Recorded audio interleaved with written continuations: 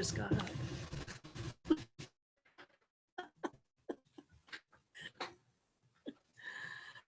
Oh, good morning, guys. Woo, looks like I just got up, huh? Can you guys hear me? Oops, you can't hear me. Hold on. No, you can. All right. Can you guys hear me okay? Yeah, good morning. All right. Good morning. I got my morning face freshly washed. Nice and red here. Hey, I'm going to turn this video off just because you guys don't need to see this. So you'll see my pretty picture instead. So I just wanted to say good morning to you guys. And we only got 4 of you in here right now. So we'll see how this goes today. Hope you're doing well. Phew, that was something. They're probably like, whoa. Oh, I know you guys can hear me. I'm cracking myself up. How was your weekend? You guys have a good weekend?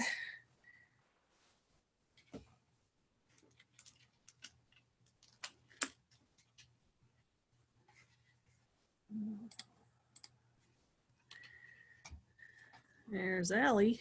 Let me see if I can get her in. Okay, come on. There we go. All right. Good morning, Allie.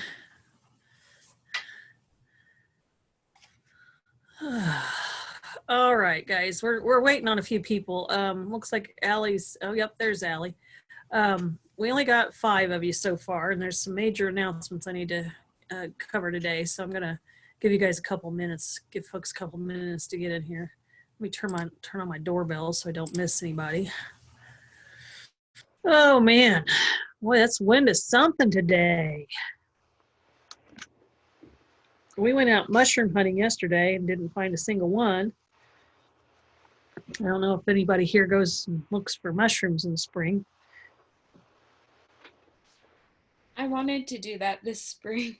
Oh, I know. Well, you still can. You can go out to the state parks and stuff. They're still open and they don't cost anything. Oh, that's cool. Yeah, we didn't find a single one yesterday. But you know, I mowed our big prairie yesterday, or not yesterday, day before yesterday. And I have a big milkweed patch for the monarch butterflies. And so it's all, you know, dead right now. So I thought, well, I'll mow over that and get it thatched up.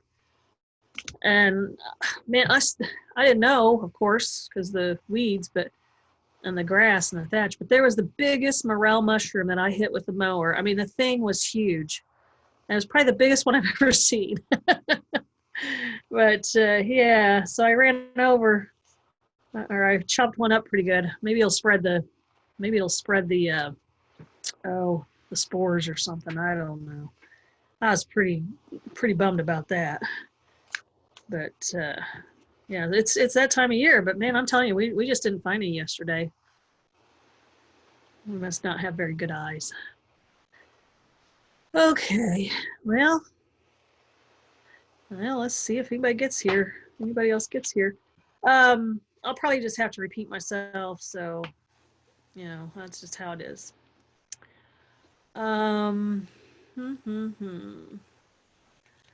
Well, and people might be deciding to attend at night. I don't know. So I guess it's almost 5 after. I'll start here at 9:05. Let me share screen to the class. Oh, let me go to Google, share this. Of course, it kicked me on my class, so back to that. What are we doing today?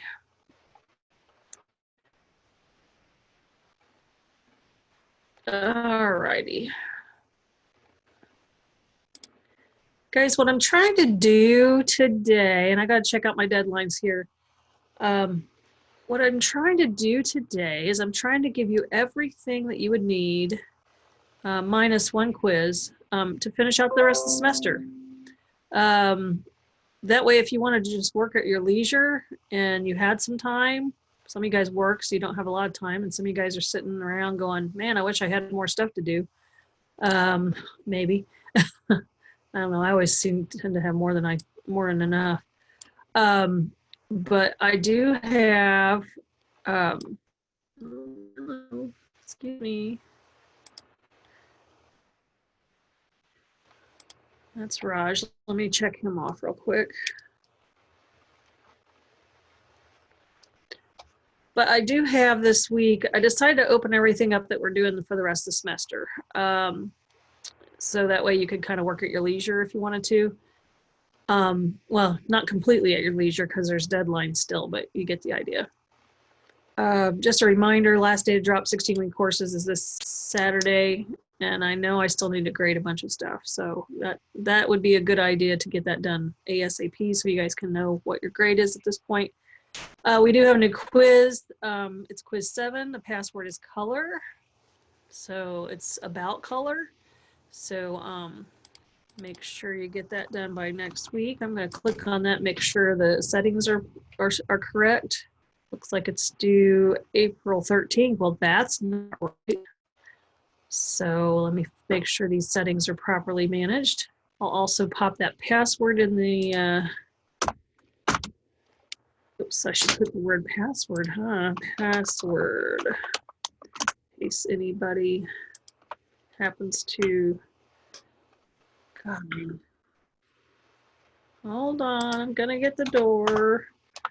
Okay, that's Victoria. So this quiz will be due, not today, it'll be due April 20th, so a week from today. And there you have that. So this week's password is color because the quiz is about color. Go back to announcements here. So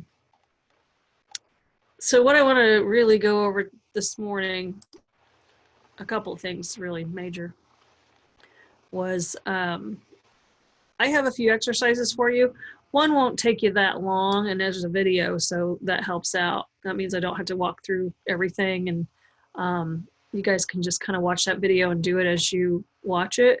Oh, I'm sorry, that's this one, exercise 7. Exercise 6 is due today. That's the one, the designed one with the, well, slightly designed. It's the one with the paragraph indications where one ends and the next begins. Here's the assignment here. And I had examples we talked about last week. So those are due this morning. So make sure you get those in if you haven't already. Just double checking the due date. Yeah, this morning. And then our next one is exercise 7. This one's not a real difficult exercise. It usually takes people less than a class period to do it. I'll have this due at the beginning of class Wednesday, but you can do it during class today and have it done if you'd like. The other thing I want to talk about is exercises 8 through 11, and also introduce you to exercise 11, which is a more design type project, and talk about what I'm expecting there. The rest of them are just kind of technical exercises where there's minimal design, kind of like the Bill of Rights will be one. So there's a lot of these technical exercises that I've created where you basically learn how to use more of InDesign's slightly advanced features. I'm going to go into module 12 here, and you'll see in module 12, okay, I got to go scrolling down. Module 12 has a lot of stuff in it. It's not because you have everything to do this week, okay? This is because I wanted to share with you all the things we're doing for the rest of the semester. So we have one more quiz that'll be next week. It'll be quiz 8. And we have 11 total exercises for the semester, of which we'll be working on 7, 8, 9, 10, 11 over the next few weeks. Now, exercise 6, of course, is the one that's due this morning. Exercise 7 will be due this Wednesday. Next Monday, we'll have the pizza menu exercise due. And then next Wednesday, we'll have kind of another menu, completely different look. And then the following Monday will be a table of contents due. And then we'll have a few weeks between that one and this one as far as finishing out. This one, exercise 11, I want to really go over that real quick because this guy is really important. He's a 100-pointer. Everything else is like, you know, 25, 50 points, whatever. So this one's a big one. So I want to cover that because it requires design. So I'm going to talk now about that because our deadlines, we have some interim deadlines between now and the end of the semester that we'll need to look at. I need to put the rubric into Ivy Learn as far as it has a rubric feature. So that's the rubric for now. Looks like Ismail's here. Let me check him off. Okay. Alrighty, so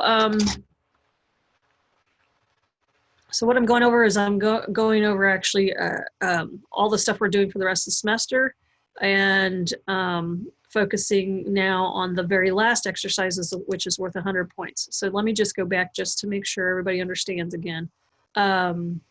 This is in week 12. Week 12 has, or module 12, it has a bunch of stuff. Again, the typographic exercise 6 is due today.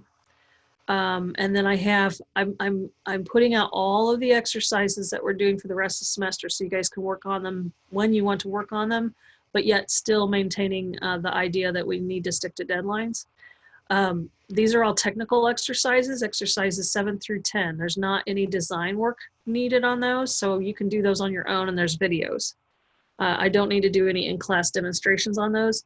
The videos likely are in-class demonstrations, so they are a little frustrating in that you have to kind of navigate past some of the pauses.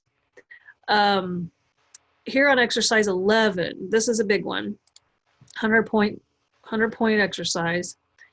We are going to have design on this. Now this is loosely related to what's happening on page 127 of your Design with Typebook. However, we are going to have different content, okay? Our subject will be based on a national or international current newsworthy event with our attempt focusing on designing for good. In other words, there's no fandom, no anime, no fake news, no unreal subject matter, okay? This is real current events. Now, this assignment has been around, I created this, gosh, I don't know how many years back. It just seems really that there's something major going on right now in a national, both on a national and international level on current events, but you do not have to design for COVID-19, okay? You can if you want, but you don't have to. That is probably the biggest national and, well, international event right now, worldwide event. But, you know, if you want to focus on something else because you're tired of hearing about that, that's fine. We'll be collecting. We'll be combining, and we'll be converting, okay? Those are the 3 C's. Now in collecting, we're going to use text containing between 500 and 550 words for the body copy. You guys do not have to write body copy, but you will need to go and maybe glean some resources that have some articles about some stuff that you're interested in, and you may have to edit it a little bit. People have often asked me, can I have more than 550 words? And the answer is no. So you're gonna have to edit it down. I suppose if you had additional words in a sidebar, if you don't know what sidebar is, it's like when you're reading an article, all of a sudden, it kind of looks like an advertisement, but it's not. But it's either at the bottom of a page or off to the side of the page, and it usually is a different color. It has different content, but it's content related to the article, but not as directly related to the article as you might expect, but you know, indirectly, but directly in a way. If you look up, you know, what is a sidebar, I'll do an article, let's say. We'll see if there's any images. So a sidebar, this one's pretty boring, but it's this, you know, you see it's a different color on the side, and it's something that's related to, but not as directly related. Here's another one in a magazine. Here's a sidebar here. I'm sure it's related to the article. It's just too low res for me to see, but that's a sidebar. It's a first aid for a first aid for a hurt friend, and I can't tell what this is, but it seems medical. But so first aid is medical related, but this may be about something completely different in the medical field. It's still somewhat related. So sidebars are these things on the sides that relate to something but aren't as directly related to the story as you might think. Trying to see if there's any more. This might be a sidebar over here. Usually they're different colors, but here this one's been separated by a line or maybe even some type, or a line of type, I can't tell. But this is, you know, a sidebar of somebody's favorite things, and I would assume it's somebody based off somebody who's in the article. So related, but not as directly related to the article, one would expect. It's kind of like, oh, by the way, did you know, blah, blah, blah. So this over here is a sidebar. So you can see they're kind of called out differently than the rest of the information on the page. You may have sidebars. If that's the case, then you might have additional wording. But for the article itself, between 500 and 550 words. Let me zoom in just a bit. The article can be written about a current newsworthy national or international event, and it may need to be edited, or you can choose to write your copy yourself. You know, if you write the copy yourself, either way, you need to make sure you cite your sources, okay? So you'll want to make sure that you have, you know, we have things called bylines. A byline is, byline, let me do a search for that so you can see it. Like if you see a story in an article or even on web or print, it really doesn't matter. Whoever wrote it, they put written by, that's called the byline. And they're usually part of the headline. So for instance, let me open this and open the image in a new tab here. For instance, you know, they have the headline here, and then they have a subheadline. And usually the byline is up here by the headline, but in this case, they put it down here. So it says by Aaron Greendorf, and it's a 5-minute read. So you don't have to tell how long the read is, but they have pointed to and put a red box around the byline. So they put that under the image. We also need photo bylines. Photo bylines go up the sides of photos. They're about 5-point type. So you also want a photo byline, and they typically will run them up the edge of a page. Typically, not always, but typically. It depends on whether it's a newspaper or a magazine. What is a photo byline in a magazine? So I just want to make sure you guys understand. In the book, it doesn't really cover this stuff, but we'll see what happens here. You know, I'm just doing a blind search here. Sometimes the photo bylines are actually under the author byline, and sometimes they are running at a 90-degree angle up the side of a photo. Now, depending on the photo, where the photo is located, you know, in this case, it would probably be running up the side. I know this is a spine here, but sometimes they might be running up the side here in this negative space, reading up. If there was a photo over here on the left side, it would likely be reading up the right side.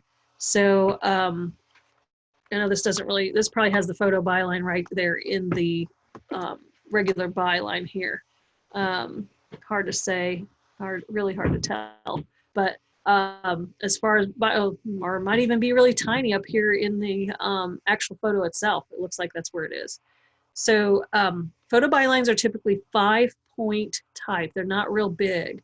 So make sure you're using 5-point type for photo bylines. Now for regular author bylines, they're, 8 or 9 points, just depending on what size your headline is.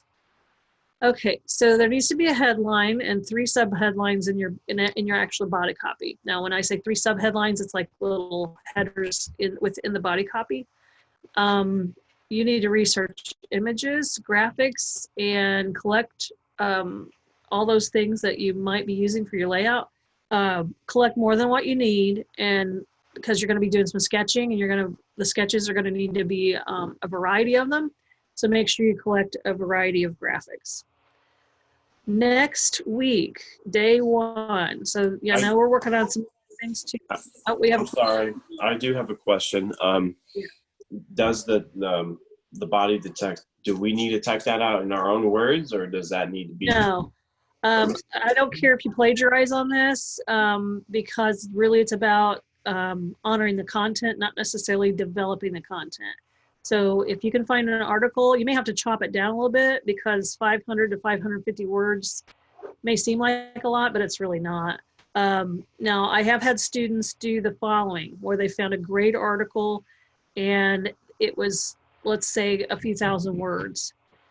What I do is I suggest then they develop the first 2 pages of the article and have a to be continued phrase down like the lower right hand corner or wherever. But no, you do not have to write the article. You can if you want, but you don't have to. And you can plagiarize, but you have to cite your sources. Okay, thank you. Okay. So in the byline up there where it says written by, so it says make sure you cite your sources.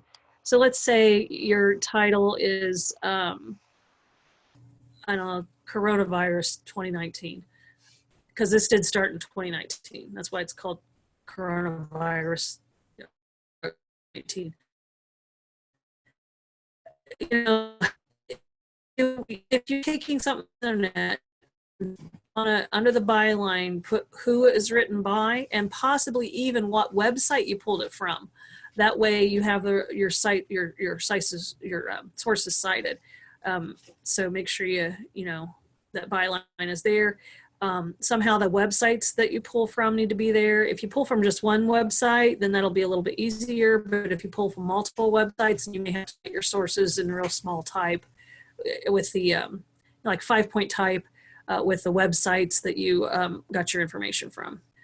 Okay, so the reason why I'm covering this, I know this is the last exercise, or the last, it's really a project. This is like the last or final project of the semester. We have several before this. So, you know, we're working on exercise 6. This is exercise 11, or you're turning in exercise 6 today. So I'm jumping ahead because there's some checkpoints that are in this one that the other exercises don't have because they're just technical. So anytime we're doing design work, it takes us several weeks and several phases, or several steps in these phases. So next week is week 13, day 1. You'll want to have the article research typed in Microsoft Word and turned in here. Okay, there is a submit for this, and it does allow .doc and .docx documents, so Microsoft Word documents. You want to also pull together images you found and collected that you might be using for the layout. Just, you know, really be careful about the sizes. Make sure they're large enough to be able to work with. We'll be combining. So first it's collecting. I should have capitalized that. So we collect, we combine, we convert. So we combine by using a grid. You must use a grid. I'm telling you guys, this grid business is serious stuff. If you are not using a grid and aligning to the grid, your grade will really drastically be reduced, okay? I cannot make more clear the emphasis of using grids. Make it a multiple column grid, you know, lots of columns. The more columns you have, the more flexible you are as far as the grid use. But use a grid. And make sure typography is a primary focus of your layout. We will have secondary emphasis on images, assuming you're going to use images. We're going to have 8 by 8 inch pages, 2 of them in spread form. And though typography is to be the primary focus, you can use as many visuals in the layout that you think are appropriate. But these must be content related images, because as we're reading the article, these images need to go well with that article. If you have just some random image that kind of relates, but yet you read the story and the image seems kind of random, then it doesn't exist at all. So you can also create or prepare these images for the project. Make sure you're going on using these guidelines that I gave you guys a couple weeks ago, which is here, converting. We need to convert our images so they're properly prepared for print. Okay, I know we're not printing this out ultimately, but this would technically be a print type article. So on your Photoshop raster graphics, we know that line art is supposed to be 1200 in bitmap mode TIFF file. A color graphic that is raster is 300 pixels per inch CMYK and also a TIFF. And then we have grayscale would be 300 pixels per inch, grayscale and TIFF. If you have a clipping path, then there's that would be saved as a J or an EPS, excuse me, a clipping path on a Photoshop file. All vector graphics would be saved as EPS, and if they're in their color mode, it should be CMYK. There's some links to some videos if you can't remember how to manage image sizes, color modes, and file types. Here's those videos. How to find larger internet graphics, because I know when we search for graphics on the internet, they're oftentimes too small. How to prepare those images once you find them, and checking to see if how large you can use them based off of the resolution you can resample them to. And then if you have an internet graphic that is fairly decent size but not as big as you need it, you can increase them using this tip here. After we do the converting, then we'll do compositions, and we'll make sure that we have this 2-page spread in grid and align elements in grid. And we will go ahead and do some page numbering, and I'll teach. I believe there might be a video on how to do that. Let's see if there's anything. Yeah. And we want to do automatic page numbering. It does tell you what to do as far as once you get that automatic page number on the master page. Now this is afterwards. So this would be, so there's a thing about master pages and how to put page numbers on master pages. That is incorrect. This is supposed to be, let's see. Oh, this is today. Project introduction. Well, it says day 2, but I'm doing it today. How to search for visuals. Well, I've got the video there. How to modify images. I've covered that, and there's a video. All of this was talked about a couple weeks ago when we filled out that paper. Plus, that paper, that thing is here. As far as if you've lost it, it's right here. So we've covered all that before, but if you guys get stuck on something, you'll need to let me know. So next week, body copy is due, and it does also state that your image research is due. So it describes, it says exercise 10 there, but this is exercise 11. It describes what to do as far as how to turn that stuff in. I do want each phase of this project turned in. Let me edit this and make that exercise 11. So you'll be turning in your body copy and your visual research. You'll be turning in sketches, all in the same assignment location. You'll be turning in first drafts and also the final, all in the same place. So you have to label them properly. Okay, let's see. That's exercise 10, exercise 11. All right. As far as demonstrations go, I have them on here. So you have videos. So all of that. Now I know sketching with grids is going to be a little bit more challenging this time because we can't print them out. But you guys, these are 2 square pages. With, I would just put a dotted line between them. So you want those 2 pages to, when you're sketching, you want them to kind of feel like they're one canvas, one, artboard or whatever. Just don't have type going right into the gutter, which is the spine, which, would be your dotted line. But you can have images crossing over. It's called a crossover bleed.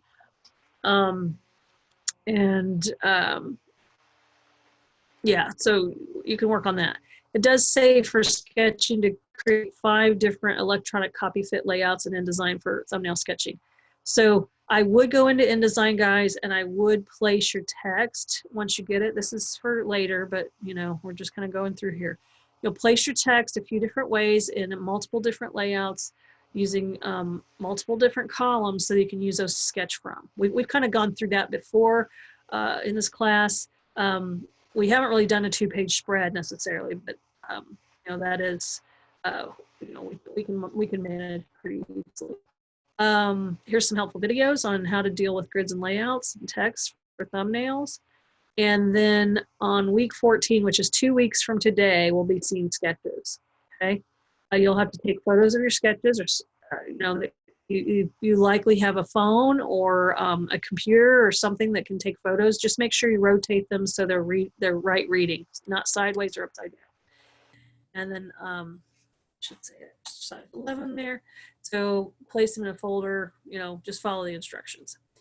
We're going to narrow down which two approaches work best. Well, you actually are going to self-critique, and then you're going to redevelop the two best sketch ideas, maybe with a combination of this or that, into slightly larger, modified, and improved sketches. So not only will you have these sketches due, 10 layout sketches, you'll also have 2 additional sketches where you've kind of done some self feedback, self-critique, self-assessment, and created a couple of tighter, larger sketches based off of what you thought worked about your first 10. Make sure you focus on headline typography in those larger sketches, because in the small sketches, it's really hard to get your creative headlines worked out, or, you know, good typography. Guys, good typography is not pick a font, set it, center it, and call it done. Okay, I want you guys to really play with headlines. One of the things I did when I was in the magazine industry, when I was an art director, was I rarely had a headline that was just set in a font. You know, I didn't just set it and forget it. I actually modified it and had elements interact with it based off of what was going on in the story or the article. So typography is really going to need to be strong. If you just choose a font, set it, you know, in one typeface, one size, maybe it's centered or just stacked on top of each other, and it's super boring and you didn't really think about it, then this is a problem. So make sure you focus on that headline typography. You want to express the spirit and essence of the content through placement and choice and treatment of that. I think I will bold that and make that red, because that is really important stuff. We really need to pay attention to what we're doing typographically here. So let me go ahead and do that, just to kind of emphasize the importance of that. You can rewrite your headline if you found one on the internet, or you just started out with a headline that was just kind of meh, you know, you can rewrite that and have a more direct, for it to have a more direct impact. And then have subheadlines under or near it if you need more explanation of that headline type. So, you know, you can have some freedom there. 2.5 weeks, we have first drafts due. And in 3 weeks, we'll have us demonstration for sure. We'll be working on first drafts. In 3 weeks, first drafts will be due, and in 4 weeks, the project. Okay, so you guys have 4 weeks to work on this project, and you do have other things we are working on in between exercise 6 and exercise 11. So well, I just got all sorts of stuff I need to click here. This is project 5. So I got project numbers all over the place. So I got to clean that up. All right, I do have some examples here. Let me save this so I don't mess up my edits here. I do have some examples of CATS projects. One, let me see if I can zoom in a little bit. You can see this is a 2-page spread. Yeah, I'm not going to be able to zoom in much here with my small monitor. This is about, and you might be able to zoom in yourself. This is about a sniper who, a military sniper who made the longest sniper shot successfully eliminating his enemy. And I think it was over a 2-mile long shot. So this is what we consider maybe a sidebar right here. So this person did a sidebar and showed stats on the rifle used, the actual size of the bullet is also here. You know, the trajectory and how the distance was. You know, so and some visual reference as far as the Empire State Building or whatever, so people could understand you know, how many millimeters or meters things were. So this is, he's called the 10 because he's so far, at least at that point, was the most accurate sharpshooter in our military history. Okay, so Brittany. Hi, Brittany. Hopefully you're doing well today. So that's what that article was about. The next article is about London smogging. Now that we have the COVID-19, I'm sure their smog doesn't look this bad, at least for temporary. This is about the smog problem and pollution problem in London. And their subheadline, obviously their headline is treated creatively. Okay, again, this is a major deal. Do you treat your headline creatively? She also has a subheadline that talks about the pollution parts per million in pollution that exceeds the standard or the limits. Here his headline is creatively managed. He separated a target or a viewfinder with a 0 and 10. The spacing between the 10 is a little wide. That need to be cleaned up. It's way too wide. Next one is meat eaters are destroying the planet. This person obviously is an advocate for eating less meat or going vegetarian. So he basically more or less kind of has a planet on a plate, and South America is a T-bone, and other parts are made out of meat. And it's clear he's been creative with his headline. You notice how he's been very careful about where the text falls in the fold. So the fold going right down the middle of the page, he's trying to keep the text out of there. I probably would have had him rotate that or spread that out a little bit more. But here, this needs to be adjusted slightly because that R is going to get in the spine of the page. So this is a pretty good attempt at avoiding type in the spine, but this might be a problem. He'd have to make some minor adjustments. Now, as far as it does say you need 3 subheadlines. Let's talk about that too. So try and find his 3rd subheadline. So here's a subheadline right here. Okay, I think that says the trajectory challenge. Here's another subheadline in plain English. And then his other subheadline, I think he was considering this big drop thing as a subheadline. I can't remember what we did, or maybe it was this right up here. It was a Canadian sniper, blah, blah, blah, blah, blah, blah, blah. And the type gets closer and closer and closer to itself. So it's really tracked out here. And then it gets less tracking until it hits the target. So that was also, I think, he considered a subheadline. Her subheadlines are here. Hers are a little bit smaller. Public health. I can't tell what that says. Compliance or something. And then here's another one. Government regulation. So there's subheadlines right in the midst of body copy, and that's fine. His subheadlines, he had 1 under the headline, but he's supposed to have 3 in the body copy. So I think we're missing 1. So here's latest research and do your part. We also had flooding in Houston. One year we were doing this assignment. So this person chose the Houston copes with flooding.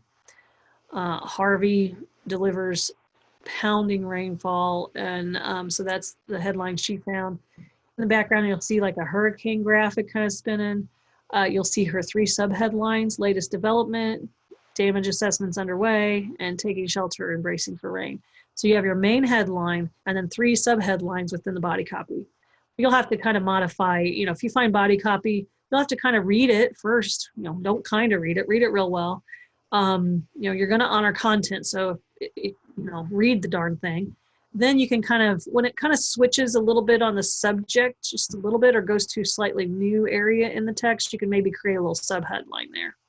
But you can see her headline is managed creatively. She's got various typefaces and sizes. She's got treatments, simple but effective treatments going through hers. Okay, so I had a handful of examples. I probably have more at school, but that's what I have here. But everything is a different topic, and you guys can choose your own topic. It just needs to be current. And what that means to you is entirely up to you. But it needs to not be anime. It can't be fake news. No fandom. That stuff looks bad in a portfolio. They don't even. Man, I'm telling you, I've had some kids get really chewed out on portfolio day when they do fandom and anime and all that stuff. because it's just not, one, it's not mature, and two, it's not appropriate. You're not going to be able to get a job doing that here locally.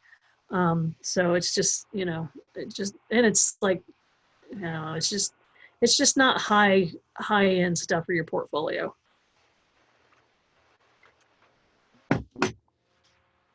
Okay, so that's exercise 11 in a big old nutshell.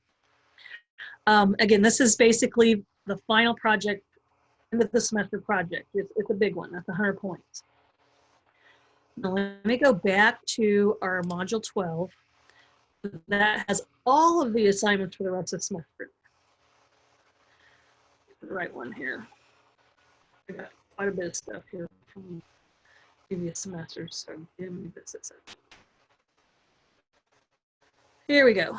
So our module 12, you'll see again, most everything is in here for the rest of the semester except for quiz 8. So I'll give you a quiz next week.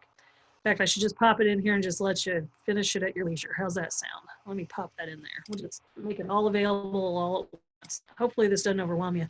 If you get overwhelmed, guys, you can always go to each week's module and modify and manage that way. If you're like, oh my God, I'm just too overwhelmed. Let me get you the password for this one. So that way you can do it, you know, between now and a couple weeks from now. If you want to, password on quiz 8 is copy fit, all one word.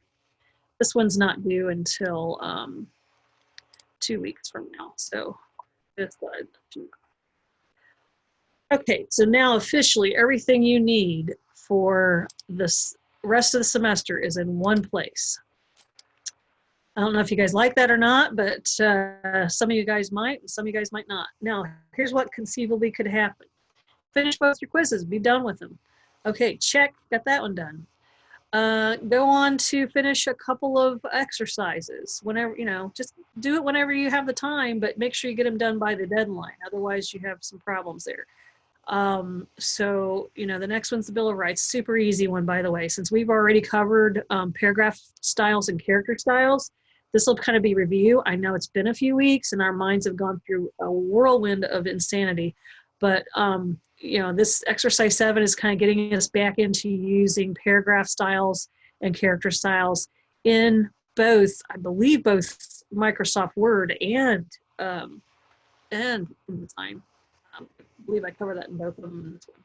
I do have a zip file for this. I believe I'm letting, I don't care what fonts you use on this. So I think in this case, it's just the Word document. Oops, let me go and find whether it's the Word document or not. Let me have my stuff in here in class. So exercise 7. It says exercise 6 in there, but it does have the text. I've got a couple fonts in there, but you don't have to use them unless you want to. Then there's a PDF of what it should look like in the end, okay? Generally. Now what I basically am stating during class, oftentimes on this one, if you want to change the headline font, that's fine. If you want to change this article font and color, that's fine. All the articles need to be the same treatment. All the body copy needs to be the same treatment. And it needs to take up, you know, a good amount of space in this page. You must have rules between your paragraphs. And the very last thing you'll do is you'll probably have to turn off the paragraph rule on this last article. You'll have to just manually turn that off because it'll automatically put one underneath there. There's a little bit more space down here at the bottom than I'd like, but I'd like to have this spaced really well.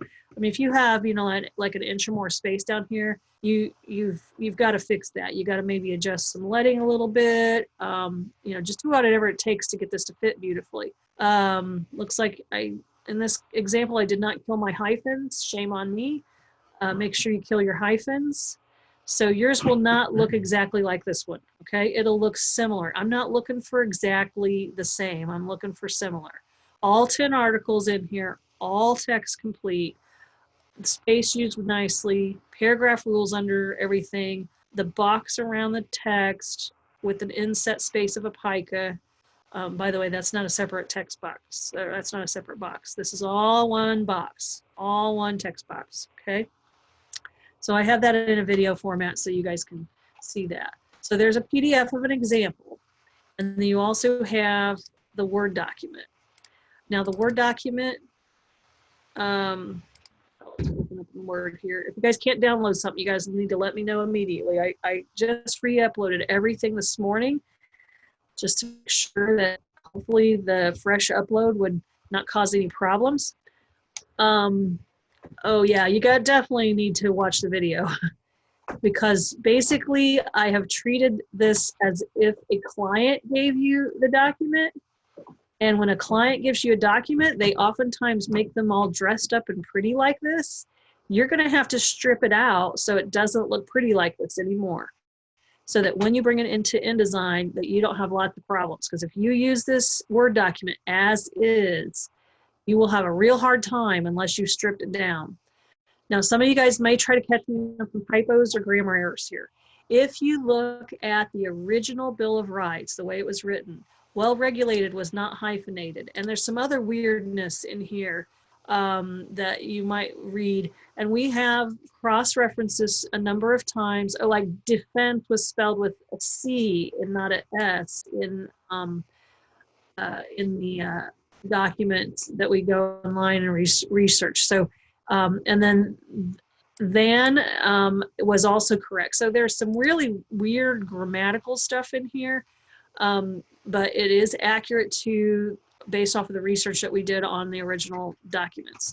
So for those of you guys trying to catch me on typos on this one, I mean, you can try, but do your research before you assume there's a typo on here because there is, this is authentic to the original document, okay?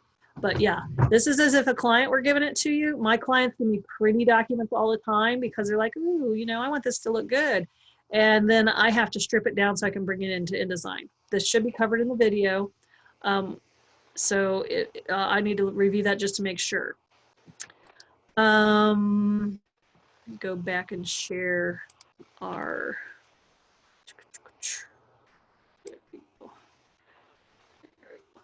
Okay, so I have a Word document and I have a PDF of kind of what it's supposed to look like.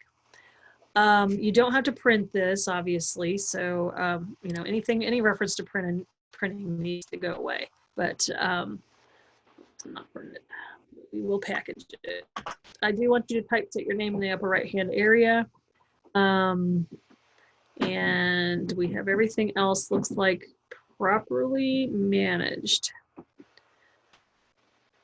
Okay, it does say, please note that the video demonstration does not cover how to clean up and reformat the Word document. So I'm gonna have to do that. All right, let me save that. Let's walk you through that real quick.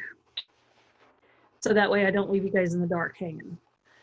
So I'd mentioned that clients, oops, let's see. All right, now I'm having a problem here. Give me just a second, I'm gonna get into Word. All right, so I've got Word open. I didn't share that earlier, but this is what a document might look like if a client supplies it to you. They do it beautifully, beautiful job. But what's beautiful can give you lots of problems, especially if they did not use paragraph styles. Now in Word, assuming you have it, if you don't have Word, you can get it for free. It is in the student dashboard that Ivy Tech has. There's Microsoft Office for free. All right, so how would I know if a client did this well? Well, I would click on the paragraph or the styles pane, and I actually need to show all the styles, but this one is not really the best. Hold on just a second. I'm gonna widen this out. Give me just a second. This little tiny desktop, tiny monitor, I can't see much. All right. So what I want is a styles pane out here. So, well, this is all I'm getting today. Usually I can go out here and get it and have it fly off. That's what I'm really looking for. So, I really like having it over here on the right-hand corner, but, oh, here we go. I'm usually on my Mac when I do this. I'm not quite used to the PC.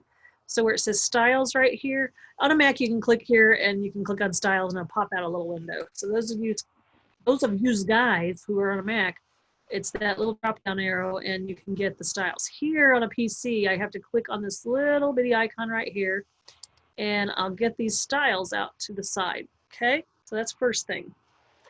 Now I want to see if this client actually used any styles. Well, I click on Article 1 and there's no styles supplied. It just says normal. Click on the name. Oh, nope, nothing has been set in styles. So the first thing I need to do, I can either do these in InDesign or I can do them here or do a combination.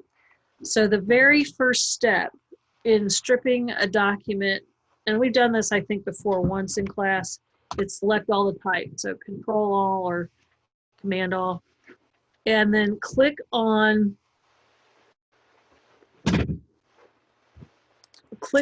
no style or clear formatting actually. So we're going to clear formatting. I think here clear all would also do it. Clear all or clear formatting. So you want to get all formatting out of there. Now I always turn on my invisible characters, that backwards P right here. Okay, click on the backwards P and it'll show you any hidden characters that are in there that you may need to clean up. Now, we got a lot of problems here with this client's document. They put a hard return after every single line that they wanted out there because they didn't know better. Okay, clients do this all the time. They just make havoc for us when they make their stuff look quote unquote pretty. So I've just, found a couple of problems that now I have to deal with because my client was, it's kind of that road to hell's paved with good intentions. My client had good intentions, but we can see that it's a hot mess, typesetting wise. So basically, to clean up this document, I have to grab every backward P and delete it so that the paragraph continues on without extra returns. Okay. Now, if it's actually at the end of a paragraph, leave that one. They got some line in here, so I may have to double click on that line and delete it. Those are hard to get, by the way. So you may have to click around on it to get to it. And then you also want to get rid of the extra return between Article 1, Article 2, and every other article. Anytime you see a backward P that's in the middle of a paragraph, you want to get rid of that. And these lines, we don't need those. But I'm going to delete, also delete the spaces, the extra spaces between. So thank you, client. You've done a beautiful job, but obviously you didn't quite know what you were doing. This happens to me all the time. It takes me on average about 7 to 8 minutes per page to clean up this stuff. And that's how I estimate it that way too. I actually estimate it in my estimate when I'm estimating a job. I ask them, are you providing me the Word documents? I'll ask them how many pages roughly. And then I can estimate 8 minutes per page. And if I don't have to clean them up because they were actually knowledgeable on how to deal with it, then I don't bill them for that. So, but at least it's in my estimate. And if they do have a problem like that, I don't have to go back and go, hey, we need to do an addendum to the contract. We need to do the book. Hours and hours to clean up 100 pages of Word documents. So, yeah, so I have to go in here and clean up every single unwanted paragraph return. Again, I do keep the ones at the end of the paragraph, not at the end of, not midstream. Now, here's another thing. There's a backwards arrow in Article 6. Article 6, somebody hit shift return, which is a soft return. So this little guy right here, he does not belong. I'll zoom in just a little bit. I can't zoom in too much here. This little guy is a soft return. That's a shift return. What that does is it moves the next line of the paragraph down without starting a new paragraph. That's what that does. So you get rid of that.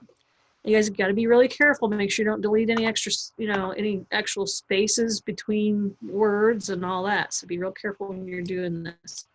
So I am having to kind of click and drag over the backward P to get rid of it. And then again, I need to click on the lines and delete those and delete the extra paragraph occurs. Now you can also double click on the backward P instead of clicking and dragging. That's another way to do it. It kind of recognizes it as a word, I suppose. Okay, so this, again, is something you have to take some time at. If your clients produce stuff like that and give it to you, it's you're gonna be able to bill them for it. Now, if a client does this and I need to clean up their document, I always save it as a different name. So I go to File, Save As, and let me go into my typography folder and go into Exercise 7, your folder, and call it Bill of Rights so I can make sure I open that, save it. And I keep the originals that my client gives me, but anything that I go through and do, I don't save over the client's original. If I do that, then I'm gonna have to re-download it and deal with it later. And I'm gonna double check and make sure everything's good. I don't have any extra paragraph returns. And now this is ready to be used for InDesign. Now I could apply some styles here, or I could do it in InDesign, either one. Now, since I'm here, I might as well just talk about how you would do it here. Now, in the finish, the article names or numbers are different than the descriptions. So if you wanted to, you could just simply do something like and bold, and you don't care what font it is right now. And then, again, I don't care what font that is either. Now, what I can do is I can make a paragraph style out of the entire paragraph. But when you have something that's standing out that's different, that's part of the same paragraph, and technically this is all part of one paragraph. There's one backward P at the end. That's a tab right there, by the way. And we're going to use that tab in InDesign. Now we're going to have to modify it, and that's in the video, but we are going to have a tab. So I'm going to leave that. First off, what I'll do is I'll click and drag over Congress, the description of the first article. Make sure, make sure the backward P is the same as everything. It says it's timed 12 point, that's fine. Now, what I'll do is I'll go ahead and create styles here, and then I can just edit them in InDesign. So to create a new style, let's see what I got here. Looks like, looks like there's a new thing going on here. Okay, that's different than what I'm used to seeing. So down at the bottom, it says new style. Now that's got an A, that's usually character. So I'm gonna see what happens here. Okay, now it's a paragraph style.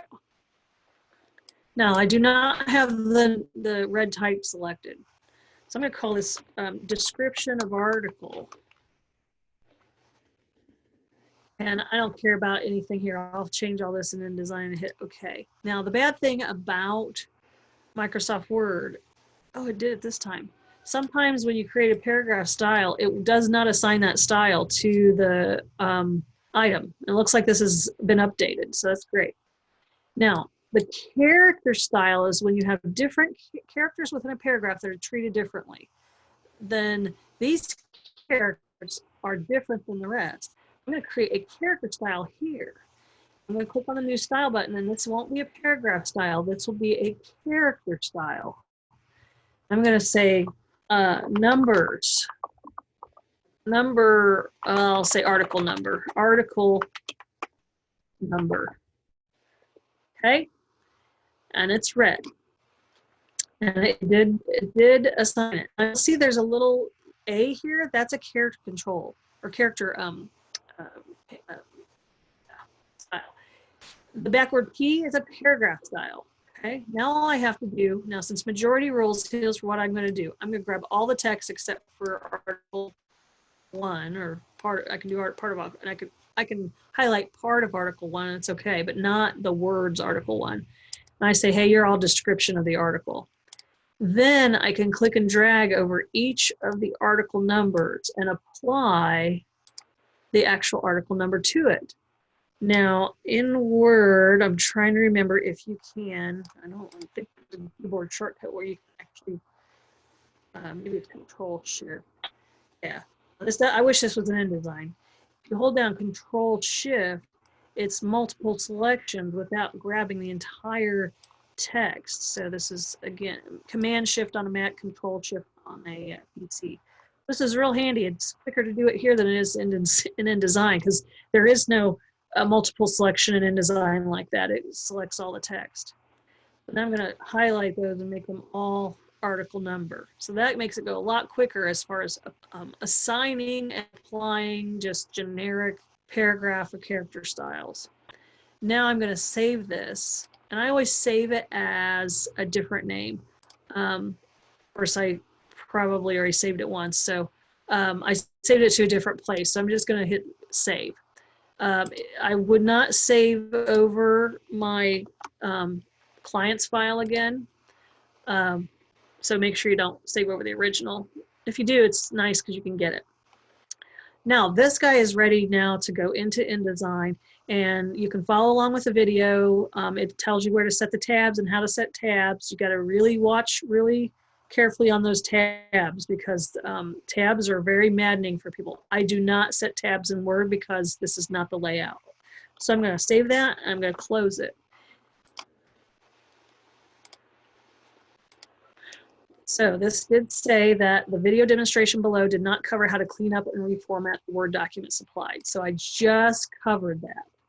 The rest of the videos do cover how to format this. Now in that video, it may be that they're creating paragraph styles and character styles. If we've done it in Word, you don't have to do that. You just have to double click on them and edit them, okay? So you know, I can't remember, I imagine the video does have this creating paragraph and character styles, but we don't have to now that we've done it in Microsoft Word. So this is due, it's due Wednesday, it says 8 a.m., but that would really be 9 a.m. Wednesday at 9 a.m. Now, if you work now, I'll be here to ask questions. And if you're like, oh my gosh, something's wrong, I can't get this to work, I'll be right here doing this. Or I'll be right here. So if you're getting stuck on something, in fact, should open my InDesign file and just get this in here. Let me open InDesign. So I need to start you out new document, and I need to go back and forth and see what it's looking like as far as, I know it's a print document. I know it's 8.5 by 11. So it's letter. And let me go to inches just to make sure yep, I'm good. And I need to follow instructions. So it does say, oh, I guess I got to go to the video as far as, it doesn't say in here what my guides are set at. So yeah, this is where I'm just going to have you guys watch the video. Okay. So it is 8.5 by 11. It's not facing pages printed off. As far as columns, I'm sure there's one. But for your margins, that's all in the video. Okay. So you'll have to set that up in the video. Or set that up in the video. I'm turning you guys loose to do the exercise. And I'll be here. Now, there was one thing I wanted to show you guys. Last week, I'm going to open Illustrator for just a second. And let me open this back up to Google for just a moment. There we go. So yeah, watch your video. This one's through YouTube, so it's not through the Zoom stuff. So it's a exercise I've done a few times over. Okay, guys, give me a second. I got to sneeze. Okay.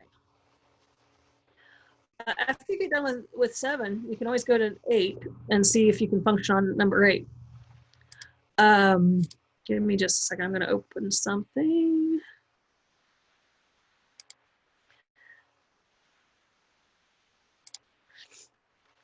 And let me share something just as a, oh, by the way, kind of thing. I'm going to share with you Illustrator for just a moment. I know last week you may have seen me working on this during class, but I wanted to show you the finish of it. This was for the UN's call, well, it's a call for entries for the UN, United Nations, and the COVID-19 pandemic. So as far as my submission, I submitted this Thursday. We had this due Thursday in another class. I had, kids working on it. They were more advanced, so I didn't have it for this class. Plus, it was highly illustrated, and it was quick turnaround time. But here's my submission to the COVID-19 United Nations COVID-19 request for call for entries, basically. So if you're wondering, if you happen to be watching me work on this last week, it's finished. Here's what it looks like without the type. Here's what it looks like without the mask. Let me find the mask real quick. So I did illustrate underneath, underneath her face. So in case you're curious what I was doing last week, it was for another class and also for a call for entries for the United Nations COVID-19 health messaging call for entries. Okay, you guys have any questions so far? We'll go back to Google here. Okay, guys, so strip your text down, assign a couple, assign a paragraph style for your article descriptions, assign a character style for the article name, clean all that up, and then you'll be ready for the video demonstration. If you guys have any questions, what I'm going to do is I'm going to be here. I'm going to mute my microphone, but when you have a question, you can holler, and I'll actually get this started so that way I have it on my screen in InDesign, so that way when you're asking a question, I can pop in and show you. So mute. If there's no questions, I'm going to go ahead and mute. Any questions? Okay. Well, I'm going to mute. And if you need me, I'm going to be right here. So I'm going to also pause the video. Okay, guys, so I've had some questions about showing how to deal with the Word document. So let me go and get that real quick.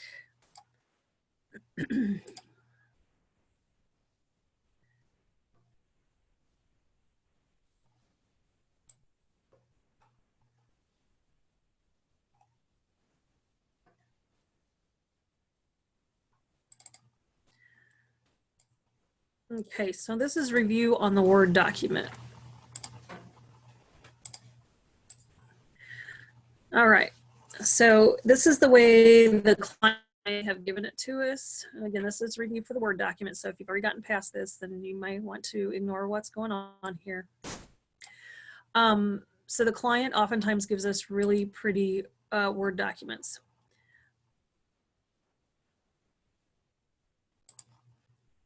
Okay, hold on just a second. Now, one thing you may have to do is you may have to hit enable editing. I did have to click an enable editing tip for this to work. So if you're having a hard time editing it, you'll have to click on that. When I click on the backward P kind of shows hidden characters, and that's where a lot of things as far as problems with client documents exist, is they have these extra paragraph returns and that kind of thing. So you want to go in there and double click on each of those paragraph returns except for the last one of the paragraph and hit the delete key. Make sure it's highlighted before you hit delete, otherwise it'll delete a space. So that takes a little while to do, but you want to get rid of those. The other thing, you also want to tell it to not have any styles. So let's clean it up first and then we'll get rid of these styles. You also click on the lines and you might hover over them and double click on them and you can hit delete, and you'll also want to delete that extra paragraph return as well. So we get rid of extra paragraph returns and those lines that we don't need. Again, the one at the end of the paragraph, the end of the actual article description, you want to leave that one, that paragraph mark. So here we go. So this is oftentimes what we get with client stuff, all these documents. Okay, so once you get all that done, whoops, make sure you don't delete spaces again. Then we'll strip all the styles down. It's like we don't want it to be formatted with their bad formatting. So again, this takes anywhere from 7 to 8 minutes a page, perhaps on average. Depends on how messed up things are. Sometimes they're in tables and all sorts of craziness. So these can take, you know, on average, I've learned, and if I've dealt with hundreds or thousands of pages provided by clients, I've learned that this is about 8 minutes per page. Now here is a sort of a little arrow, L-shaped arrow. That's a soft return. So you want to get him out of there. So his soft return is a shift return. That's how you get one of those. It moves things down to the next line without starting a new paragraph. That's what that soft return is used for. And I'm going to get rid of the lines, get rid of the extra paragraphs, extra empty paragraphs, and extra paragraph returns. So this again takes you several minutes. But if you're smart, you have been maybe gotten enough little experience after today that you get Microsoft Word documents that are messed up from clients. Well, before I even get them, I assume they're going to be messed up because normally they are. And I do an estimate at 8 minutes a page. Now, if there's 100 pages and you got 8 minutes, that's 80 minutes. That's an hour and 20 minutes, you know. And if let's say a person like me is getting paid $75 an hour, that's, you know, that's $100 worth of work. So I clean this, you know, I definitely bill for this. I account for it when I'm doing my estimates. I don't do job quotes, guys. Job quotes, you kind of stuck with a quote. You can't really wiggle it very much, but an estimate is just that. You're estimating based on how much time it's going to take. If you don't take as much time on something, then you don't charge them as much. I base everything off of time.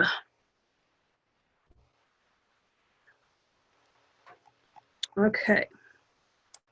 So once I have all of that cleaned up, I should only have like one backwards P after every article description.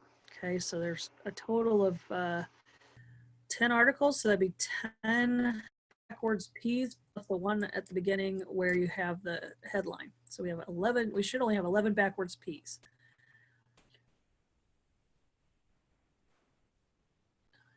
Yep, I'm counting 11.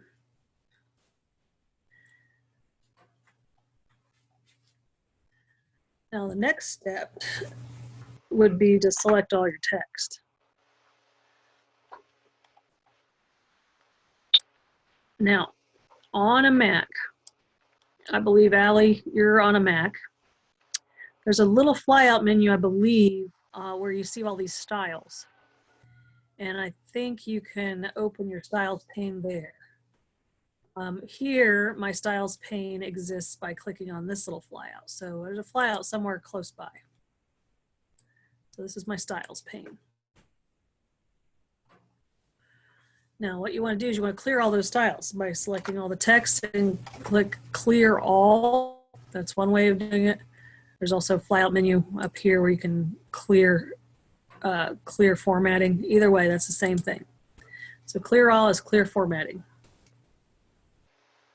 So you want to get rid of all the client's beautiful formatting, except for the tab. They did put a tab in there. That's good, because then all we have to do is in InDesign we just tell it where to set the tab. So I'm not going to kill that tab. It's important. Sometimes I kill them. Like if they hit the tab key numerous times, I'll delete all but one tab. Okay. Now the next thing I'll do is let's say I did this a little bit backwards earlier, but let's say I grab this paragraph. I'm going to create a paragraph style from the actual description of the article. I just do it here in Word because then it'll come over in InDesign, and all I have to do in InDesign is just double click on a style to edit it and change the font and all that. And you can create styles in InDesign too, but if you've already got them in Word, then you just edit the ones that are in, that come on over. Now what I'm going to do is I'm going to create a new style from this. I don't care what font, I don't care what point size, I don't care what lettering right now. I just want to create a style and I'll edit it in InDesign.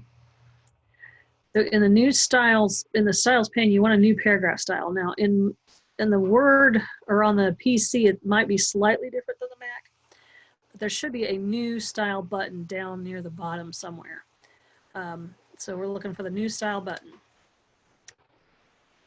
And you want to create a paragraph style in this case, not a character style, because this affects the whole paragraph. And you can call it style 1, but that's not easy to remember when you go back and forth from one document to another. So I'm going to call this the description of the article. Description of the article. Okay. Just make sure that that is actually applied to that. Now, I'm a majority rules kind of person. The majority of this text are article descriptions. So I select everything all the way down to the bottom or just hit Command A.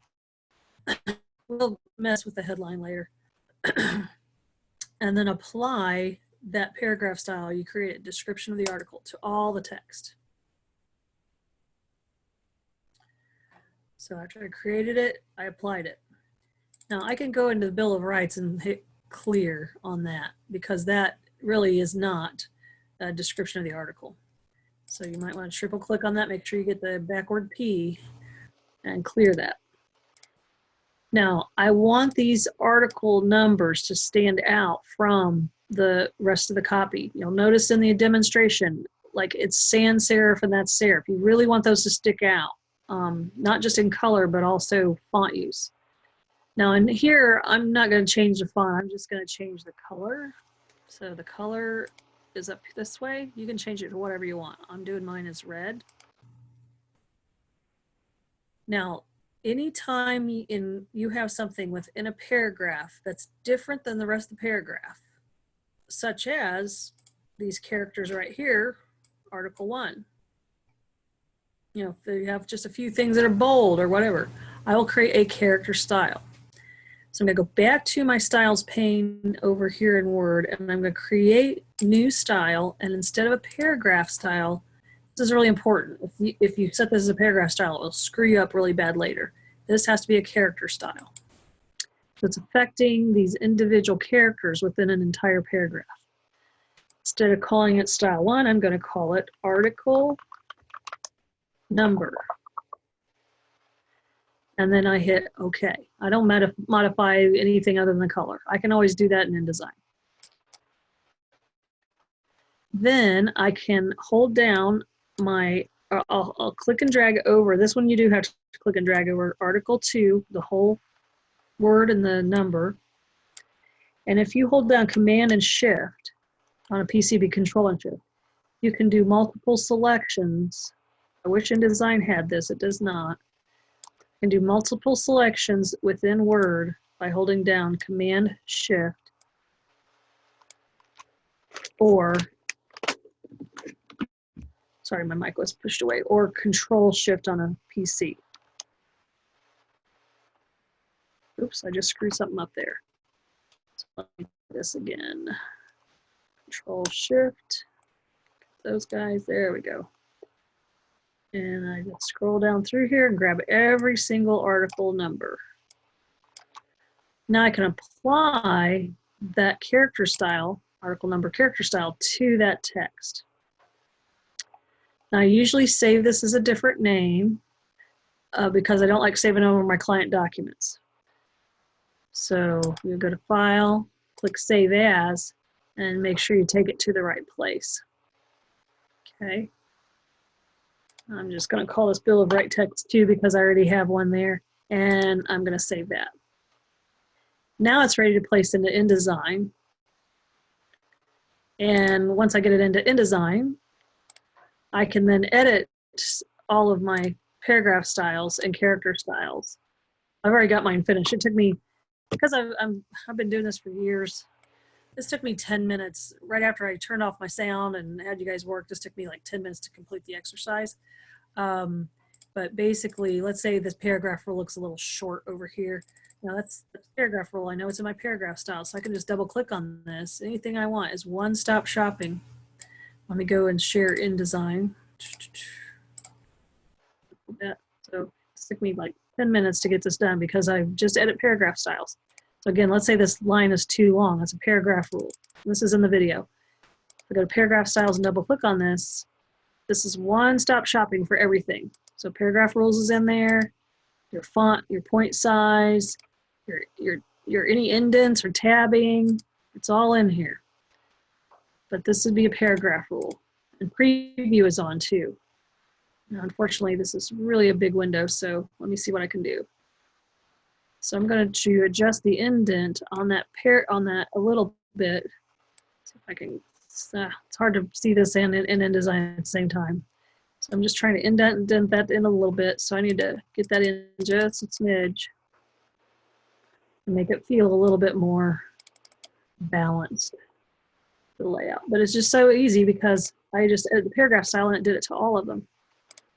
So to edit a character style, I would just simply, click on the characters that I want. I don't even have to have them all highlighted. I just put my cursor in there. And if I want to edit that, I just double click on that. And let's say I wanted that blue, so I can go to character color. Maybe I want that blue. I hit preview, it turns them all blue. I hit OK, I'm done. So this is why I think like. Now, I didn't want to go into InDesign a lot on this example, but I thought, well, while I'm saying, just double click on the paragraph style to edit it, I thought, well, I'll just go here and go ahead and do it. But that's how I quickly got this stuff done. I edit the paragraph style, and and then the very last thing I usually do is have to adjust for spacing, because my article 10 is usually way up here, and then I'll do some adjustments for spacing. Looks like my paragraph rules need to move down again, but that's the last thing I do. It's my spacing adjustments. It looks like my offset for my paragraph rules needs to go right about there, and I'll do it to all of them. And I hit OK when I'm finished. So yeah, that's what I mean by just double click on a paragraph style or double click on your character style, and you can just double click on it, edit it. I think I'll go back to red on that. And it makes real light work of all this.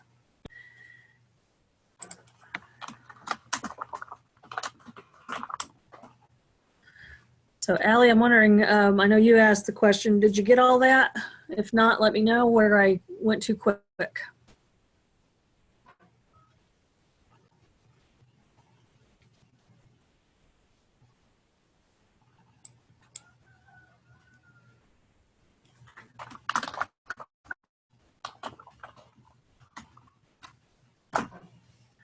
Okay, I'm gonna pause recording again, and I'm gonna turn off my sound, and if you guys need me, just chime in.